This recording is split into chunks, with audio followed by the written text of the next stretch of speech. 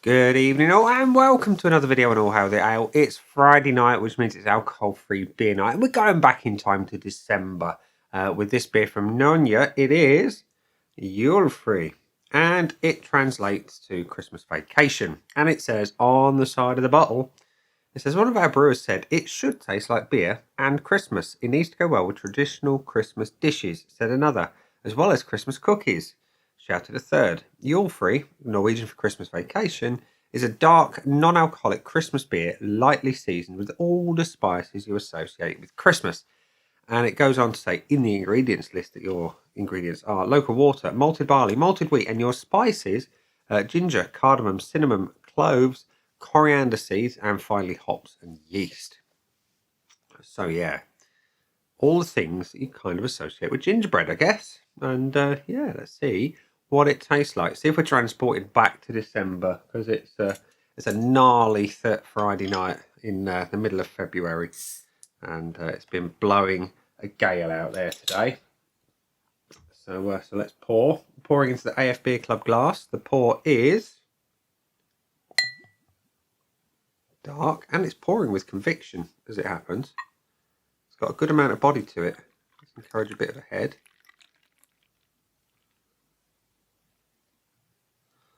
There we are. So we have a pretty dark, almost, well, I suppose that's chestnut, with a little bit of light coming through. On camera it looks black as well. It's, you can't really tell the monitors behind. You get a hand and boom, it's gone. You've got a nice, I suppose, light taupe coloured head. It's nice and tight and compact head. That should be up close in the glass focus. There we go. Look at that. Looks good. I like the look of that. It's one of the best looking alcohol-free dark beers I've seen. Let's go for a whiff. Oh my giddy yarn. Oh wow. That is Christmas in a glass. You've got that cinnamon. You've got, as I said, that odour of gingerbread straight off the bat. Just hit you in the face. Couldn't smell it when pouring, but right there. And it's kind of got a sticky treacle-like thing going on as well. Wow. That's warming. It really is. The ginger, first of all, the sweetness comes through, then the ginger hits hard. It smells divine. Now, I've had spiced beers before, and I found them a little bit underwhelming because the spices were just really not there. This suggests it's right at the other end of the scale where they're big and bold. So, let's find out. Cheers.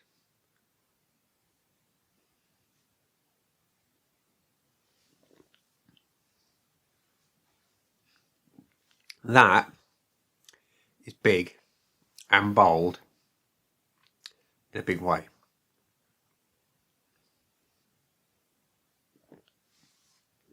The body is deceiving.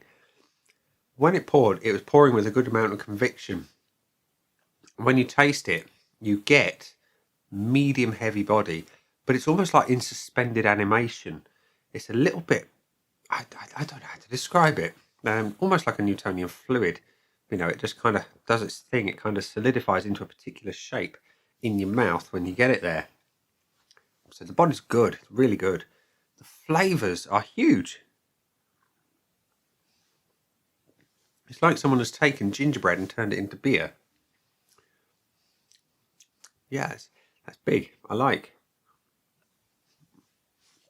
You do not think that you are drinking a beer. It's really quite weird. And yet, as the flavours develop, you go through the ginger, you get a little hint of the cardamom. The cinnamon is there, but it's adding sweetness as opposed to its own particular taste. And there's that dark treacle kind of thing going on behind it, which adds a real nice maltiness to the whole thing. It's really, really warming, really wintry, and really quite nice. Once all those spices fade away and you go into that treacly thing, you get a really subtle but pleasant bitterness. And the cardamom that is suggested, that could be a real make or break ingredient. Too strong and it would have destroyed it. You get a cardamom pod when you're cooking rice and you eat it by mistake, you can see how overpowering it can be. but it's balanced quite nicely here. It's really subtle on the back end, and it's just a tiny hint. I think that's quite nice. And I'm really impressed with the body and just the general blend of spice. Yeah. Rather nice, that. So, Julefri from Nogne. I missed something on the side of the bottle. It does say you've got a scale-ish of dryness. It's 3 out of 4. Your bitterness is 4. 3 out of 4 again. Your sweetness is 2, and your fruitiness is 2 as well. Yeah, you got a bitterness rating. You got 6 EBCs. I think that's the bitterness, or is it? No, IBUs is bitterness. Anyway, I forget what that is. I'll stop making myself look stupid now. And yeah, toffee, dark spices, and Christmas. It says on there. So yeah, I tend to agree with all of that.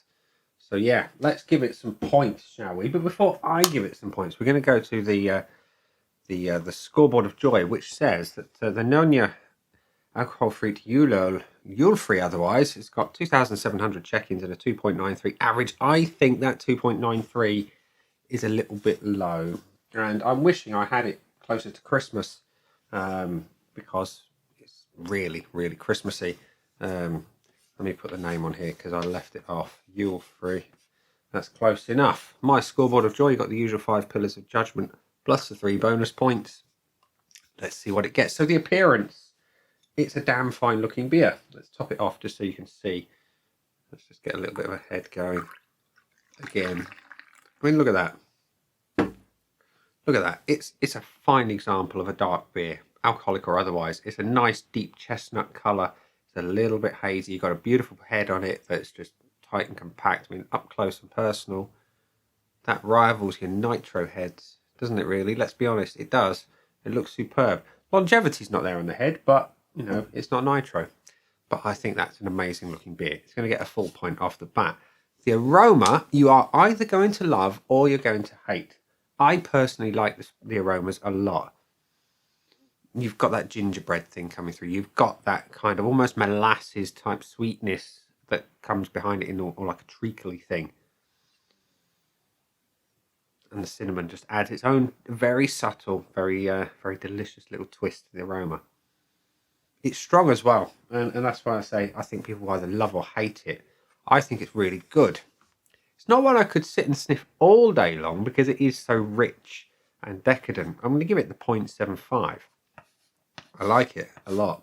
The body is absolutely superb.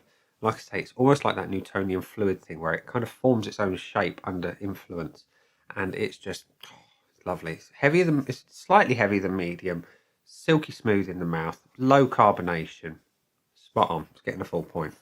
And the taste, I know based on the aroma, as I said, it can be polarizing. You're either going to love or hate it, but if you love Christmas spice and you love all things gingerbread and treacly and decadent and rich and warming, you're going to love it. That's exactly what it is. And again, it could have been really good and it could have been really bad. It's closer to really good. And again, I'm going to give it the 0.75 because it is so distinctive and it is so rich. You couldn't sit and drink too much of it in any one go.